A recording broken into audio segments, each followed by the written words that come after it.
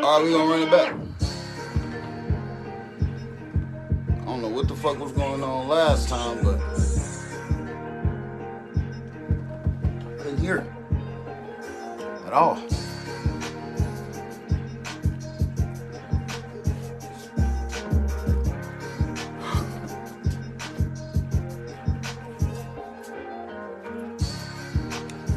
Yeah, I'm still working. Same person. I'm still working. I'm still serving. In and out of traffic, catching police still. They keep me out of college for the but I still. Just another episode of the OutSpokin Livecast. We got a dope guest for y'all today. Had to run that shit back before. I couldn't hear my motherfucking guest. Hopefully when they pop on this time, the audio is straight. The watchers could see, could hear him. I couldn't hear him though. I don't know how that worked.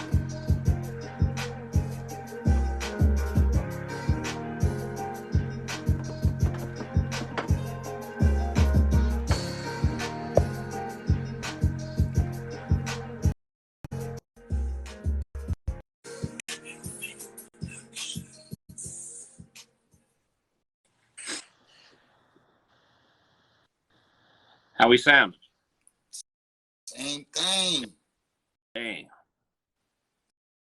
It's like it's clear now. I'll say something now. Yeah, you can hear me now?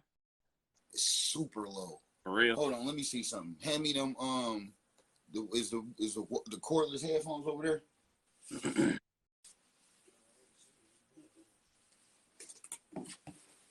Hold on, bro. Yep.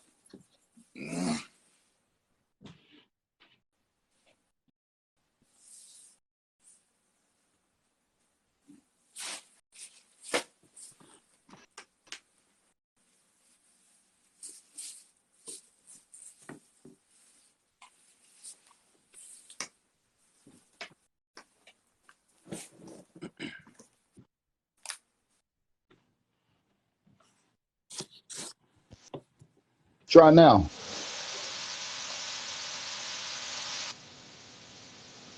I can't hear you at all now. No, Yeah, now I can. I'm in there. Yeah, I'm like, what the fuck is going on, bro? What's the word, man? What's going on? This never happened before, man. My apologies. I ain't never had this technical difficulty, but we gonna leave it in there and post it just like this, so they know this how this shit go. There you go. There you go. What's the word, man? How you feeling? Man, I'm still salty. My Flyers lost last night, man. That was a rough one. But other than that, I'm good. And you actually had to witness it in person, so I know that made it a little bit We were worse. up the whole game too. We was winning until 15 seconds to go, basically. Right, right. You said you was premiering that backdrop. Yeah, you like that? I know you're a Pimp C fan, so I had to. Yeah, I really like that, bro. That's super fucking dope. What is it? Is it a painting on your wall? Yeah, so I got my studio down here. My homie that I grew up with, he does graffiti, and he went from like getting arrested all the time to now he does murals for like the Reds and all these big companies and stuff. So when I was building it, I hit him up like, hey man, you think you could do some stuff in the basement? And he came through we had just a few sessions. We just sit down here and, have some beers, smoke a little bit, and he would just go. And he and I into a lot of the same music. So it was like, we didn't really have a plan even. It was just like, he was like, what about this? I'm like, yeah, go ahead. So the very first thing he did though was the UGK. And it's surrounded by other people or other things. Kind of like you see the Wu-Tang over there. I got, all the way throughout the whole entire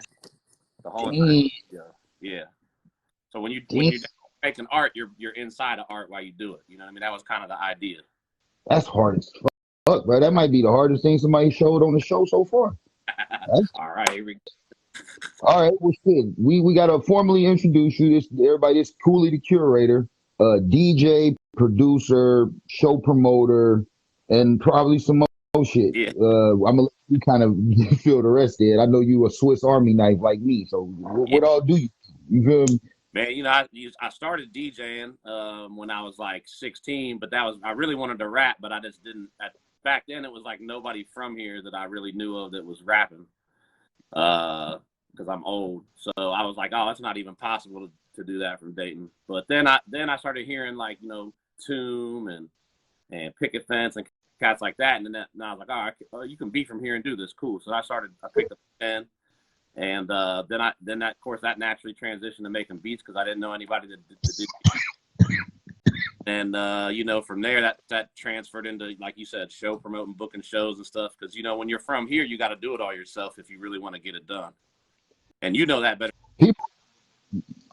Yeah, man, that's the thing I was about to say. People that understand that, they see and respect that in the other people that understand that. I think that might have been like the first common ground we kind of ever had, is just being able to salute each other from afar, knowing you do a lot of shit. Yeah. So tell us about the record store. How did you get your position that you got at the record store in the Oregon? What is it? Omega Music? Yep, Omega Music. Yep. So I've known Alex, who is the owner. I've known him for a long time. We used to work at a job together, and it was like about 7.5 years ago, man. I had been doing like corporate work. Like I was working for MetLife selling insurance, and I just couldn't stand it. It was just like I got to that point where I was like, man, I'm not supposed to be doing this for 40 hours of my day. I'm supposed to be involved with music. And I just went down there like, hey, man, what's up? You hiring? And he brought me on, and there I saw a lot of opportunities for like styles of music that weren't really being super represented there, like hip hop, for example, the main example. And so I just kind of started to find my niche there and figure out how I could make the store better in different ways. And here we are 7.5 years later or something like that. And I'm the merchandise manager down there. Basically anything you see in that store came through my hands first, or it was something that I decided to have in there. So it's a great time, and I get to like connect with people about music all day. It's way better than what I was doing before. So right.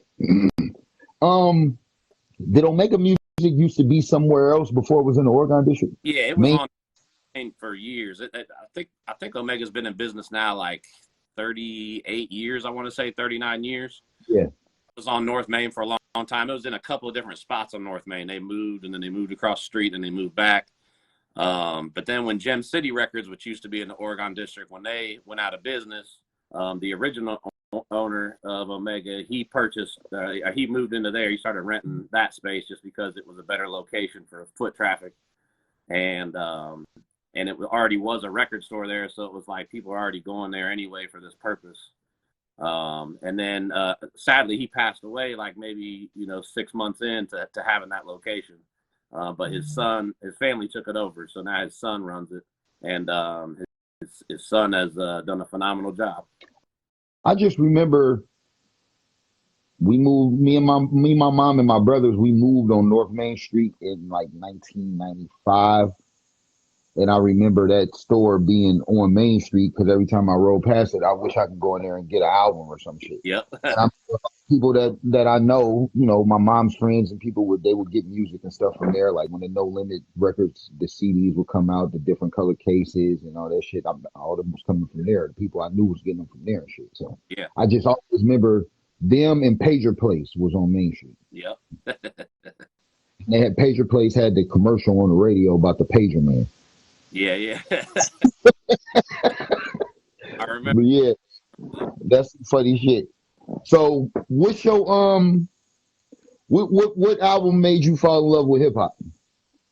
Oh man, it was so I always like loved what I'd heard, like if it was on the radio or MTV or BET or something. But the first tape I ever got was called Rap Masters Volume 1, and it was just like a compilation. I think like Priority Records or something did it back in the day, but it had the first track was Run DMC Tougher Than Leather, and then it had like Rob Bass It Takes Two on there, and it was music that was probably old to some people, but it was new to me. I didn't have access to it yet, and I played that like Biggie said, to the tape pop. You know what I mean? I couldn't get enough of it. And it was like pretty much all East Coast MCs on there, but it was like still a pretty wide variety of music. You know what I mean? It was artists I knew about, artists I didn't know about, and man, I just like from there I just went down the rabbit hole basically. So you got familiar with East Coast hip hop before anything? Yeah, I mean, that's what I remember anyway. I might have heard other stuff, but that's what I remember was the East Coast stuff when I first really started connecting with it. Um, I kind of, I did too, but I'm just going through this with you to kind of ask, like, what was the when West Coast music kind of broke through to you? How did it differentiate from East Coast music to Man, you? the synthesizers, the funk, you know what I mean? The at some point, East Coast was really heavily sampling funk, you know, guys like EPMD, but then East Coast kind of transitioned away from that into like something a little more grimy, which I like that too. But once I heard the funk real heavy in the West Coast stuff, it just connected with me. I don't know if it's because I'm from here or what. It was just embedded in me, but and then from there, the West Coast stuff. When the South came in, they were on the funk too. So then I jumped. You know what I mean? I was on Outkast and Goody Mob and Ghetto Boys and all that stuff early too because of that reason. So really, I was a hip hop head that learned about the funk through hip hop, and then from there I learned about everything else, jazz, and you know it all came from hip hop. Though hip hop was the first music to really grab me and be like, you need to check this out. I never really got. I was like 5 or 6 when Doggy Style, when the Chronic came out. Okay. So I never really had I wasn't old enough to have the understanding of breaking down genres. And so I just was like, I don't know. I just looked at it like it's, it's, it's I don't know. It just was a different kind of cool than New York cool. Yeah. You know You know what I mean? Those guys, like when the Chronic came out and even before them with NWA, like I think another reason that I like that stuff so much too is because they were vulgar as fuck. You know what I mean? They were talking about shit that I would have got shit beat out of me for. You know what I mean? So it was so it was just like a forbidden thing. Like they're talking about smoking weed and they're talking about fucking and all this stuff, and I'm 8 years old. I'm like, I never heard nobody talk like this before. So Right. Yeah, the vulgarness was always it feels good knowing you're not supposed to be right, you're listening to this. getting away with something. You know what I mean? Yeah. But sometimes like hip hop is a cool thing because, being a parent young is not necessarily the advised thing to do. But sometimes when, I'm from a generation where when parents kind of had you young, you got to kind of grow up with access to cool things that you wasn't really supposed to have access to only because your parents were so young that Right. they listen to you. They still they're the first generation of hip hop. So they kids is growing up accidentally hearing hip hop instead of accidentally hearing Motown and very, soul music. And, we hear the soul music through the hip hop form. Yep. But like I remember my mom and her friends, they would always have spade games and they would drink Boone's Farm and Thunderbird and smoke joints and listen to the Chronic. Yeah. And it was just like looking back on it, it'd be kind of like, damn, that's crazy. Yeah. That I smelled weed. I knew what the difference of a smell from rolling and smoking it in papers was than smoking it in a blunt. And Right. that's a cigarette. I know what a cigarette smell like compared to a Black and Mild. Like I knew this shit at like 6, 7 years old. Right. So like, the soundtrack would be this. Yeah. The Chronic, Doggy Style, Me Against the World, E40, The Click. Like these is classic albums. You feel Oh me? yeah. Dog Pound, Dog Food. Yeah. Yeah. Like that little pocket of time. You Yeah. feel me? Like Yeah. And that's what a lot of my friends were on. I wasn't like, I grew up in a pretty strict religious household, so I wasn't allowed to have none of that. So I had to sneak it if I had to have it on a blank tape or whatever. But and that's the weird thing about me. Like I would hear the shit from my mom, but if she hear me listening to it by myself, I can't listen to it. right. Like they saying they almost saying everything you say. Like, what's the difference? So yeah, bro. We talked about the East Coast transitioning into the West Coast. We talked about your early findings of hip hop. What's the first time you wanted to put your hands inside of making something hip hop?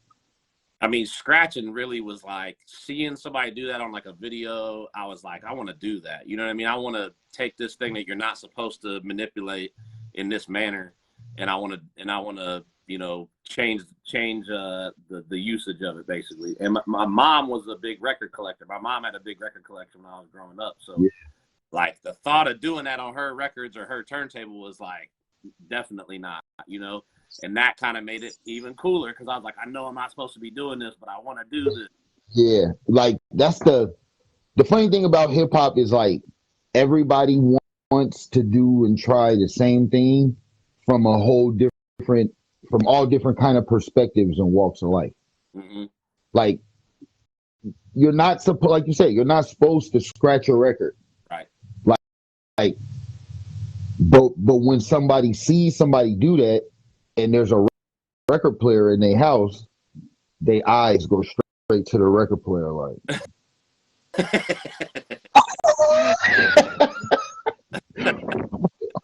I'm about to go do that right now. Right. Now, the funny thing is the genre of hip hop understands this could be a makeshift thing to make a new thing. Right.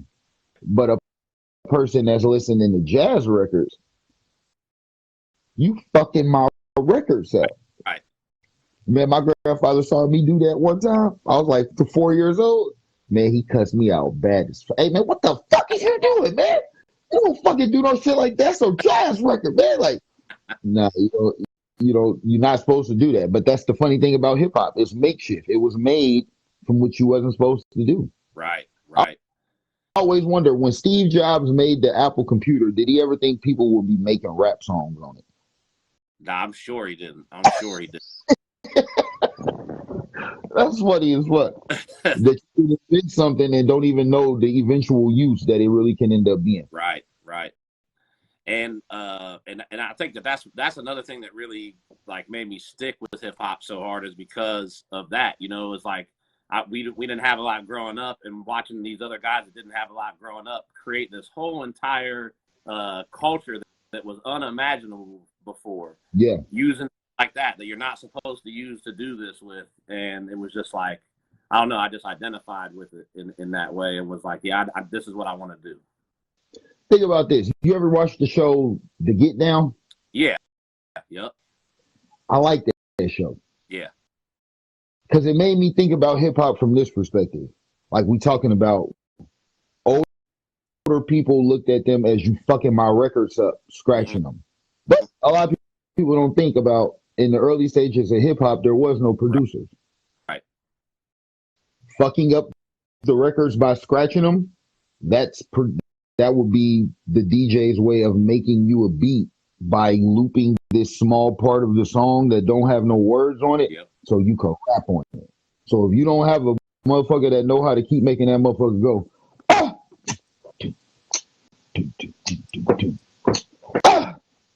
like he just stand there making that motherfucker go every time, like bringing it back. Rapping came from fucking up the records. And back then, man, it was everybody. If you were a producer, you were a DJ first. You know what I mean? That's how you became a producer. Yeah. There was no hip hop equipment. Right. There was like that. People don't think about that. We're breaking shit. We're hooking up. We hooking up to shit that ain't supposed to be hooked up to each other. And there was no two turntables. It was just like, there was no mixers. It was no. Some equipment was invented to do hip hop on. Yeah. But that came, like you said, that came later. Drum machines, those were not supposed to be for hip hop. You know what I mean? That was just something that hip hop took and adapted it towards our purposes. You know what I mean? Exactly. I always look at that, but a lot of people just think about now. Like they just think Fruity Loops just always was around, and it was just always like this, and it just wasn't always like this. And when you know the history, it's hard. I had to do this literally last night. My buddy was showing me the new Serato, and with the stem player in it, man. And I've done this throughout my journey. Is like something new, like Fruity Loops will come out, and I'll be like, man, that's that's cheating. You know what I mean? It's too easy. They should have to get the drum machine and do it. And right. And you don't want to be an old head about it. You don't want to gatekeep. You don't want to block anybody's access. And so like last night I was even having to do it. When I seen the stem shit, I was like, man, that's some bullshit. And then I had to smoke a little bit and calm myself down and be like, nah, but look, like think of all the money you had to spend and all the time you had to spend to figure out how to do this. Now kids don't have to go through all that. You know what I mean? So that's a beautiful thing. I wish I didn't have to go through all that. I'm glad I did. I love the journey and what I've learned. But damn, if I was 14 all over again and I could just get this program and do this, how sweet would that be? It's kind of like, you know what me and my dude always say, what if Magic Johnson had on some 2023 Nike? Right. He was already dominant. Imagine what he would have done with real shoes. Yeah. Like those shoes, there was no innovation in those shoes in 1984. He was on his feet, basically running up and down the goddamn floor. Yep. Like if he has some Air Max or like Magic Johnson. Yeah. But it's like that's the feel right now if he had those. You know what I mean? Yeah, but that's the game we play of what line of evolution are you born on? Right. You know, some basketball players made 1 million a year. Some make 40. Yeah. But, you know, in hip hop, a lot of people, you know, those are the guys that's kind of mad because, and I can understand why, because when you look at conversations like the one about DJ Academic saying all the old guys are dusty and broke and things like that, like, I mean, sometimes being a trailblazer, you got to understand that there's no money in being the first person. Yeah. What's the guy say on that West Side Gun, the new West Side Gun, the intro? He said, revolutionaries rarely reap the benefits of the revolution. Exactly. But sometimes it's just, even looking at like generational wealth or like passing things down in your family, like the fact that it got to be passed down means the person that passed it down did their job, even if they didn't make no money. Right. So in the end, they somewhat still should make money by just being a groundbreaker for the way everything is now. Yep. But like there ain't really no, you know, some people in the NBA, I mean, a lot of those people ain't alive no more. But like even if you was an early person in the innovation of the game and you might not have made that much money, maybe your pension is a reflection of the difference. But it ain't no union in retirement pay for hip hop. Right. Yeah. It's and that's unfortunate, man. When you hear about somebody passing away, for example, or somebody having medical, like when they were doing a GoFundMe for Cool Herc, it's like, man, this man should not have to ever think about money. Everyone has made money off of his idea, you know, and it's just it's unfortunate. I really hope. I know Nori was pushing the union thing on Drink Champs for a while. And I really hope that that's not something that he's just talking about. I hope that behind the scenes he's working on getting something like that done. But it's a great idea. It's a very kind gesture and the right thing to do. But the record labels should do that. Rappers shouldn't have to do that. Yeah, you're absolutely right. Because we like $1 billion corporations, man. Like they're the most heartless motherfuckers in the world, for real. Yeah. Because they could do whatever they want.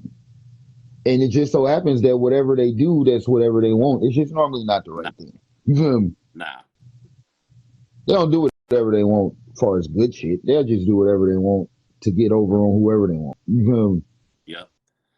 And once they start getting over on a subculture or a genre, they're just gonna press the gas on that. They're gonna just see, well, shit, how much more can we get over? You know? Yeah, because it's a business of. It's like you make more money being less moral. Yeah. So it's like if you could stomach fucking over somebody like this, you might as well take it a step further. Right. You know what I mean? Like it's weird, but it's just. You got to know a motherfucker that's like really in something for money. They'll eat you for money. Yeah. And that's why I don't really understand why people like walk up to record labels like, take me, like, I'm yours. You feel me? Yeah, especially when like, and again, this may be showing my age, but like when I remember like the hip hop I first got into, they were talking about how shady the record label was. I was too young to even know what the fucking record label was, but I knew, hey, if I'm ever encounter one of these entities, they don't have my best interest in mind because Q-Tip already told me that, and Public Enemy already told me that, and then that's been happening throughout hip hop.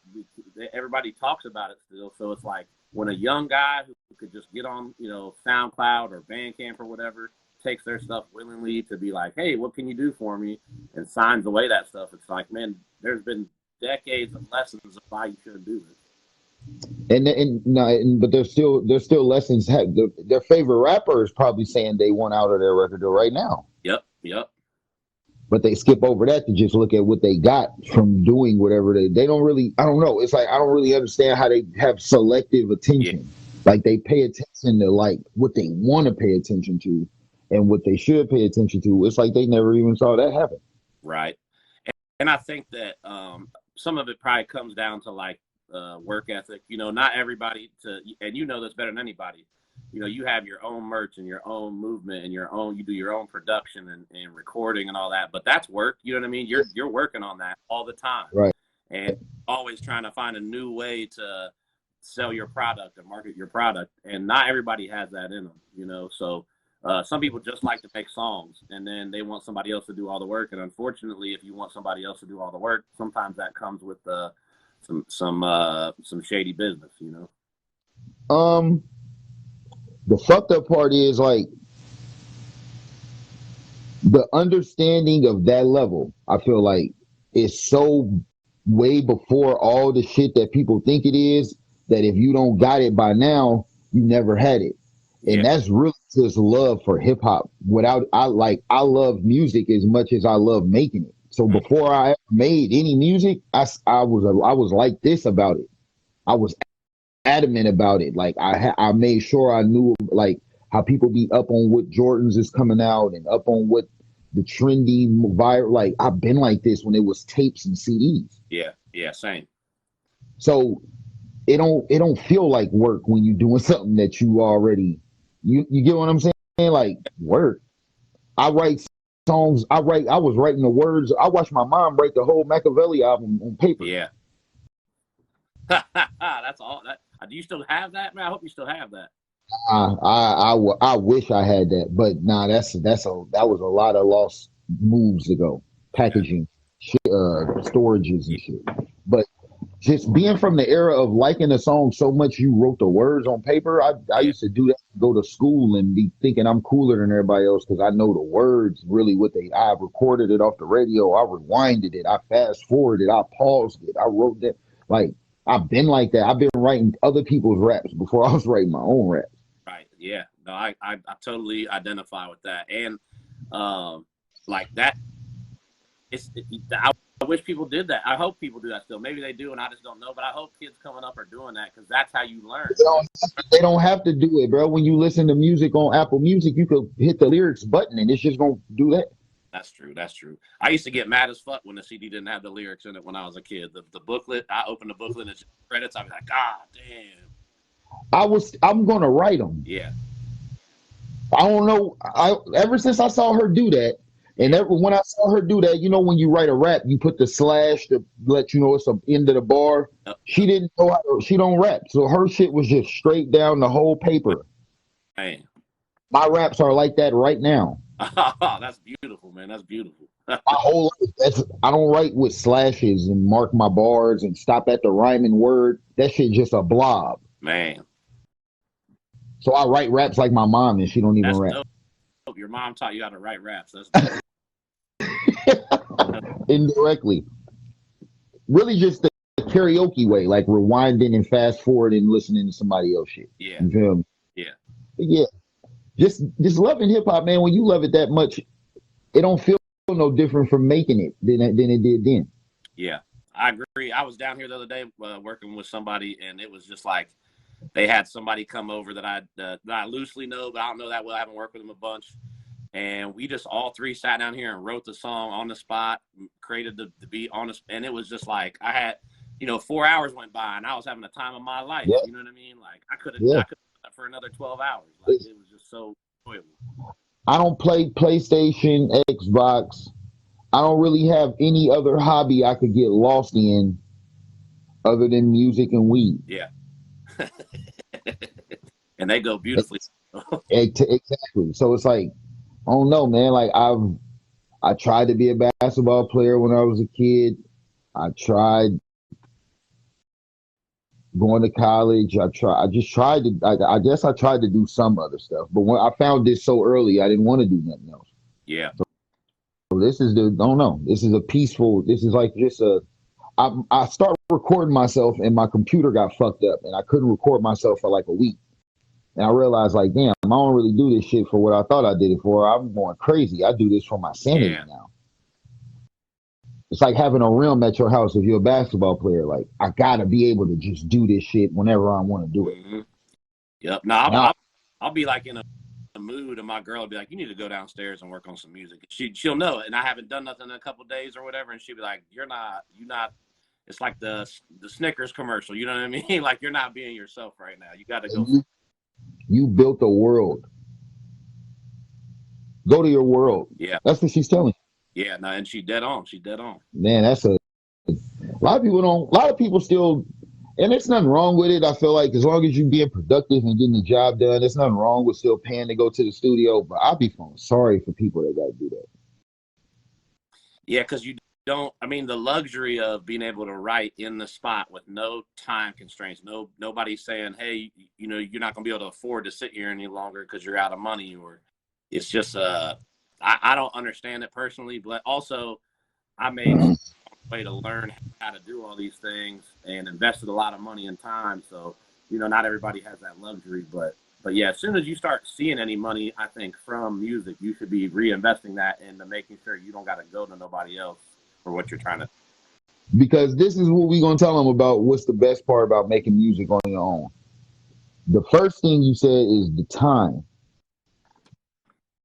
Like, I don't like when you said like, hey, don't hate me. Like when I can't get lost if I'm being hayed. Hey is like, come back. Don't get lost. Come back. Yeah. So like when I'm in my studio, I can ignore. There is no haze. Yeah. Like I'm in this motherfucker. I didn't miss doorbells. I didn't miss phone calls. I didn't miss a lot of shit because I'm gone. You feel me? Because there's no haze. Yeah. There's no comebacks. You feel me? So I didn't float it all the way to motherfucking third grade again. Right. You feel me? I'm elsewhere. That's the best thing about recording in your own environment, man, is paying by the hour, you're creating by the hour. Yeah. And that's limiting your creativity. It's stifling. Sometimes it takes 5 days. Yeah. Coming back, leaving again, coming back, leaving again, turning it off, turning it back on, come back, leave. Yeah. But when you can't do that, you can't do that. Right. I can't tell you. I want to didn't work the first 15 times I tried. Almost sometimes years to get this. And I had somebody else standing over my shoulder like, "Hey, you got another bucks or whatever."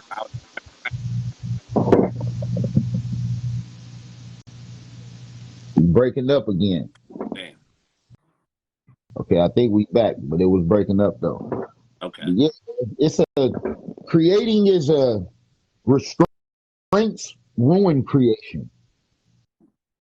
Like, don't bother me. Don't even suggest too many things. Like, at least let me do it first and then say something. But like, I'm trying to have an outer body experience here, bro. Like, be quiet. Right. You know? So yeah.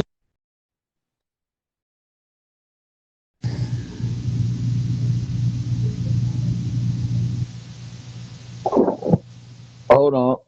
Oh man, damn it. Can you hear me now? Yeah, I'm with you. Yeah, I see you now. Okay, bet. But yeah, man. What you like better, DJing or producing? Man, you know what? I find myself going through phases. You know what I mean? I'll be on a DJ kick, and then I'll be on a producer kick, and I'll be on an MC kick, and sometimes I'm just on a studying kick. I'm just listening. That's what I've been doing the last few weeks. I didn't have any gigs, and I purposely didn't book any because I was like, it's a new year. I want to just study the greats for a little bit. Let me just tap back in. Because when you're DJing, you're playing the hits. You know what I mean? You're playing the songs you're going to respond to. but like I wanted to get back into listening to the albums, you know what I mean, and checking out those deeper cuts and learning from that. So I've been every day been getting up, putting a record on, or getting home from work, putting a record on, and just going through some of my favorite music to kind of get back grounded. So that's the phase I'm in now. But I don't think I like any specific one over the other. It's just whatever zone I'm in. You know what I mean? Without even knowing, you just said basically, I'm restricted. Okay. With the when I DJ, Yeah. I have to play what people want. I don't want to do that. I want to do whatever I want to do. Right. That's I only book gigs where I can kind of do what I want to do, but still, like you said, I can't put on like Spodioti Dopalicious by Outkast at a gig because it's a 9-minute long song and nobody's gonna want to sit there for 9 minutes and listen to that. So if they don't like it, you have to care about right. that. Exactly. And that's restriction. Yeah. And you can love it. Like you playing what you like, and they can be like, we don't want to hear this. And you getting paid to play for a crowd, so you got to play what they want to hear. Right. Sometimes it's not. Sometimes the money ain't even worth it. You feel me? Right. Sometimes that's why it's best to have your own shit. That's why it's funny you say that too. That's why I got out of, because I worked in studios for a long time, and that's why I got out of the business of, hey, this is what I charge for studio time, and anybody can just pay that amount and come through. You know what I mean? I found out real early, I cannot listen to some garbage for 8 hours. You know what I mean? I can't sit here, no matter if you're giving me $1,000 to sit there for 8 hours. I cannot sit here and listen to you be horrible at the art that I love and that I hold dear and has basically raised me as a man. I can't, you know what I mean? I just can't. It's not. Well, I had to realize, and it was weird that when I realized money doesn't make me want to do what I don't want to do anymore. Like I could say, you ask me to do something I don't want to do, and then I say, well, pay me, and then I give you the price, and then you pay me, and then I still don't want to do it. Like that's a weird feeling, bro. Like I've been there. The money don't even make me care no more. No. Like I don't. That's like that was weird to go through. Just understanding that, like that's so new. It was like you don't even want the money, right? Especially because the culture that we live in, you know, capitalism teaches you money over everything. You know, so yeah, I get it. Weird feeling when you're like, man, they could double what they just paid me. I still wouldn't want to do it. Yeah, you know? It's I don't know, bro. It feels so wrong. Yeah. Like it's just like you disappointed in yourself. Like, why are you doing this? Like I can't do it. Here's the money back. You feel me? Yeah. I want to do it. You feel me? Like some people so driven by attention or money that they'll never get to that part. Right. What they say, some people are so poor all they have is money. Right. Yeah. I mean, we need money. Of course. I want some money. But the music plays longer than the money spends. Let's put it like that. Well, what I wish somebody would have told me back when I got started in it is that, and you're a prime example.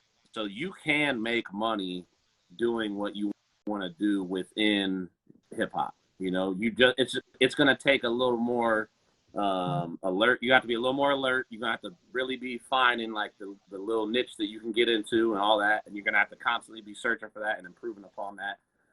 But you don't have to feel like you're cheapening yourself and your art to make money doing this. You know, you can do exactly what you've done, and just little by little, you know, okay, now I'm doing clothing. I was doing music, and that was going good. Now I'm doing clothing. Now I'm doing hats, jackets. And you can be self-sustainable. It's a grind, you know, it's a grind, and it's you're not always going to be successful. So you got to be able to take a loss here and there, or you got to be able to take some time away from some money maybe for a little bit. And you got to have the intelligence to pull all that off, but it can be done. You got to be tough. There you go. Like, because like if you really like the list of things you just explained I do is basically me fighting to hold on to doing this just because I love to do it. And that's already an emotion. You feel me? So the fight and the conflict of their less integrity to your integrity, it's gonna hurt your feelings a lot in this shit. You feel me? Yeah. And you gotta be tough. You feel me? You just gotta be able to keep taking that shit. Cause you're gonna keep fighting for the same thing. You feel me? Yeah. So it's like you said, it's a grind because you doing a lot to just be able to do just this one thing you love. Yeah. But and it's really just being independent. Like you got to multitask to just be able to survive for real. I got to do all of these things because this game is such a not paying. It's fucked up when you realize what you love don't really pay that much. Yeah. Yeah.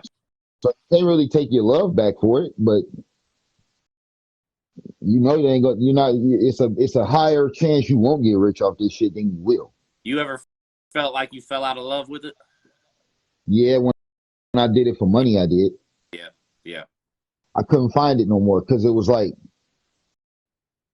the money just had. I don't know. It wasn't like I'm doing it for money because I made a lot of it before off of it. It was just like I made the mistake of betting my reality on a dream. Okay. Okay. Like I would, like how we talk about losing ourselves in the studio and being able to just be like blocking everything else out. I kind of used to like live my life like that financially with just thinking music was going to always do it. Like being able to sell CDs or being able to get paid for a show and that shit it never worked when I needed it to work. So I love something so much that I'm convincing other people that this is never going to let me down, and it's embarrassing me in front of all people. And I just believe in it so much that I keep betting on it, and I'm having these private conversations with it. Like, you are embarrassing me, man. You're losing. Every time I bet on you, I lose, and I used to always win with you. You never used to let me down. Like, can you run anymore? Like, what's going on? Like, what the fuck is wrong with you? Right. That's just come in though, like you said, man. Right. The older, because this was my dream as a kid, so you can't think this same dream is going to be a grown-up version from the kid version. So you growing up now, you got bills and shit. Like the kid version of this dream don't pay grown-up bills. Right. You got to figure out something else. Yeah. So yeah, it was hard to love it because I just was doing it wrong, and I thought it was the game. But now it's kind of like I loved it. I love music, but I'm scared to ever love the game again. Yeah. Like it really fucked me over. You feel me? Yeah. So it's just I think about how people's intentions and they motive is different the further you get into doing it as a business. Like I remember when you first start doing it, people just want to make music with you. Right. And then I got to the point where people actually bet a lot of money on me. Yeah. And when people do that, they think you're the goose that shits golden eggs, and now they get to sit in the bathroom with you and be like, "Where's the gold?" Yeah. A lot of people that want that, like that's a different type of pressure. When you know these people and they giving you everything you say it take to make the gold. Right. I need these clothes. I need these shoes. I need this weed. I need this food. I need this trip. I need it, and they giving it all to you. Yeah. All right, any minute now, should be some gold coming out of there. Right. And it's no gold. Man. So the money makes it a different game. A totally different game.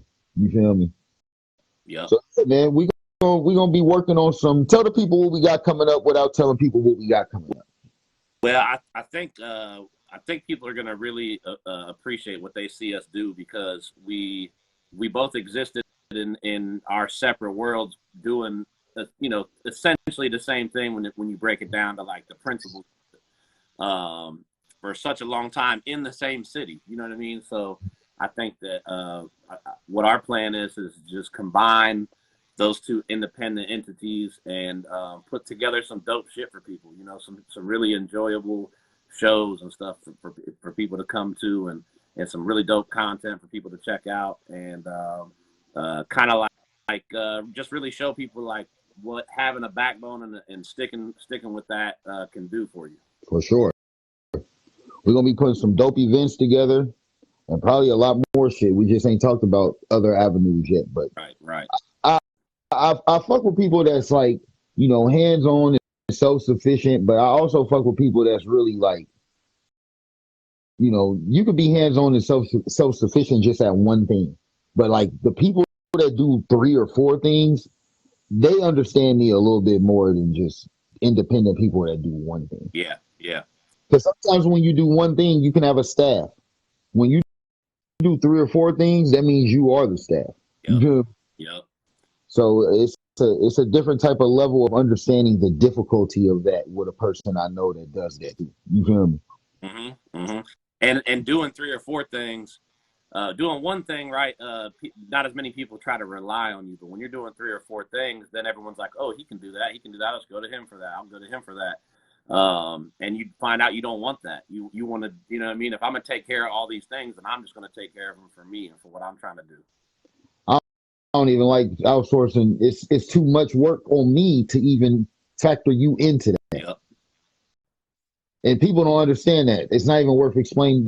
You explain it to them and they're going to look at you like you dead wrong. But you know, but bruh, about doing all this stuff that we do is that if you do want to outsource something, it's like, motherfucker, I know the job. I know how to do the job I'm about to pay you to do. So I know how that job is supposed to be done. So I expect it to be done. You know what I mean? To that quality. They never do it. That's the worst part about when you like that. Nobody else is good enough. Yep. They're not going to do it like you. So yeah, man, there's a lot more shit we can talk. I'm definitely gonna have you on for another episode for a part 2. Cool. But definitely be on the lookout, man. We got some dope events on. Don't you got an event coming up soon? Yeah, February 11th. I'm at Yellow Cab. It's Bizarro Art Supply 2-year anniversary. So Bizarro Art Supply is it's a graffiti shop. They sell art supplies, but it's like art supplies predominantly for leaning towards graffiti art. And named after Bizarro was a graffiti legend from here that passed away, unfortunately, too soon. And so my homie started the business under his name and as a tribute to him. They were on Wayne Avenue. They just moved out of that spot. They're now moving into a place you're very familiar with, Mike's Bike Park. But now really, they're going to be set up inside there. Starting in February 11th is like they're reopening. So we're going to have a party at Yellow Cab to kind of celebrate that. We got some DJs and some MCs coming from all over the place, all over the Midwest, and it's going to be a real good time. Come out. It's free admission. It's just something to do to celebrate. We're not really trying to, get a bunch of bread off of it. So yeah, free admission. You can even bring your kids. They gotta have an adult with them. So come learn about the culture. Come learn about that it's more than just rapping. You know what I mean? Yeah, man, I think I'm gonna come to that. I really do. Because I didn't know you was gonna say Mike's Bike Park. I wanna go there to check out the place that has the art, the paint and things for the graffiti art. Yeah. So I know with them moving in Mike's Bike Park, they're gonna have some art blast in there somewhere. Oh yeah, definitely. Be dope. And are those the people that did your stuff? Nah, so the guy that did my stuff, he just a dude I grew up with. I mean, he knows them cats. He got arrested with Bizarro back in the day doing graffiti. Actually, wow. I seen him on the news. I was at my house watching the news, and he popped up, and I was like, "Oh shit, he got like he's big time." You know what I mean? He made the news for graffiti. Damn, that's hard, bro. Yeah. But so, he lives down near Cincinnati now, and he just always he found it. He's an inspiration, man, because he found a way to take the lane that he was in the culture, and he found a way to transition from getting locked up and shit to using that same skill set to make money. I mean, I know he got to be. Let's just put it this way: I know what he charged me to do this down here is not probably near his number that he charges to do these murals, and he gets a lot of work. So it's dope to watch because this is that lane. I can spit and I can DJ and stuff. I cannot do graffiti. Not even, you would never want to look at my graffiti.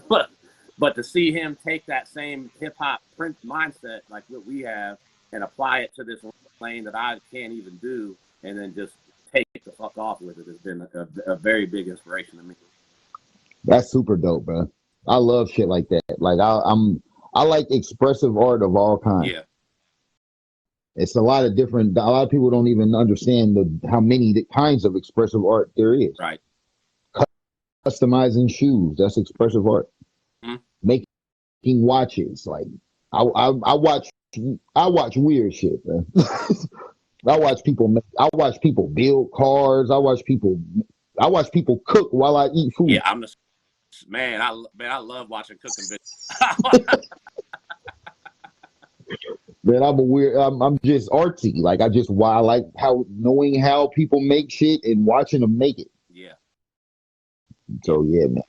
We can talk about this shit all day, man. But we definitely got to link. I gotta come see that art in person. That's super dope. Yeah. You might have to put a video together or something down there. That shit looks amazing. Thank you.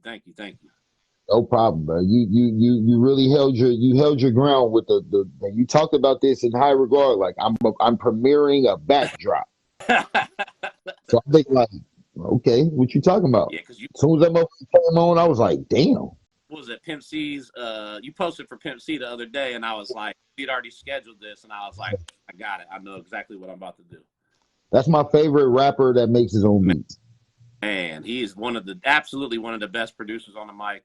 And man, Pimp C was just like, I'm sure you're the same way, being a big fan. I find myself regularly missing Pimp C. Like I knew him and shit. Like, man, I wish this motherfucker was here right now. You know what I mean? Like, say so. I've watched everything on him you can, so I can't hear him say anything I haven't heard him say already. Right. I just be wanting to find them saying shit that I didn't hear him say before. Yeah. Did you talk? Not even music. Did you read his book? Yeah, I got it. So I was at an event that's in that book. You were? Towards the end, they talk about a show. This was probably 6 months before he passed. They did a show at it's now called Riverfront Live, I think, but it was called Annie's back in the day in Cincinnati. Yeah. And they did a Southern Legends of the Mic tour. It was UGK, Scarface, Big Mike was there, Devin the Dude was there, and so me and a couple of my homies went down to check it out. And I remember it being weird. You know, we're out in the crowd, so we don't have any kind of knowledge of what's going on back behind the scenes. But I remember it being strange because everybody else performed outside, and then we were waiting around for UGK. And this is like before that 3-disc album came out, the Underground Kings album. But they were kind of like, they had a couple songs out from it. Game Belongs to Me, I think, was the single. And they made us all go inside to see UGK, and it took a while. And and man, they came out, and Pimp had the mink on and the mink hat, and was just like, you could see his aura, like he was just glowing on stage. And he came, talking his shit, and you could tell that he must have been kind of fired up. But in the book, I didn't know any of this till I read the book, 15 years later or whatever, and they got a section about it in there. I guess Pimp C showed up late, which I guess he was known to do, and the promoter mouthed off to him. I guess he came in late, and the promoter was like, "What the fuck, man?" And started getting testy with him. And I guess Pimp was ready to do some bad things, and Bun had to go get him and calm him down and stuff like that. But it must have been a big deal because it was in the book. So I'm reading the book, and I'm like, oh fuck, I was at this show. So now I tell in the Pimp C book. That's what I really tell people. That's hard. But I know Bun always said, bro, wherever he lives, I leave. He said, when I was in Atlanta, he was in Texas. He moved to Atlanta, I went back to Texas. It's like, I'll always be in some shit fucking with him, bro. I can't live where he lives. Yeah. And I just found out we got the same zodiac sign. His birthday 8 days before mine's is. Oh, no kidding. Hell yeah. That was crazy. I didn't even know that. I was like, damn, I thought you was the sign before me. But nope, same one. Yeah, bro. We're gonna get this shit going, man. Another episode of the Outspoken Livecast. My boy Cooley, the Curator. Make sure y'all slide up on him down at Omega Music in the Oregon District. Make sure y'all slide through his event next month at the Yellow Cab for the world premiere. No, it's Yellow Cab for the world premiere of Bizarro. It's a 2-year anniversary for Bizarro Art Supply. Bizarro, yeah. I'm sliding to that. Make sure you make me remind me so I know, man. You know how to smoke shit. It's hard to remember. But yeah, man, Cooley, man, appreciate you, man. We got another episode maybe this evening, but this was a dope one, man. We're gonna have you on here again for part 2. Make sure y'all tune in to my guy. Stay tuned. Appreciate you again. We out. Appreciate you, My boy.